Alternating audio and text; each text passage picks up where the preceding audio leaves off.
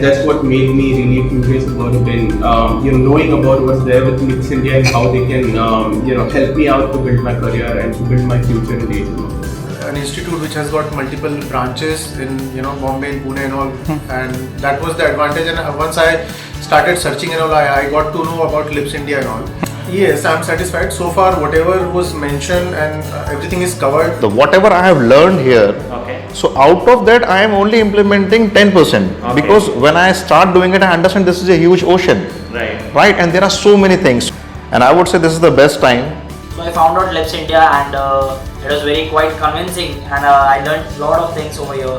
Like I learned social media marketing, Google AdWords, SEO optimization, and which eventually helped in my own thing. Like I started my own website. I ranked my website at the top pages of Google, and also helped me in Google AdWords and many other things.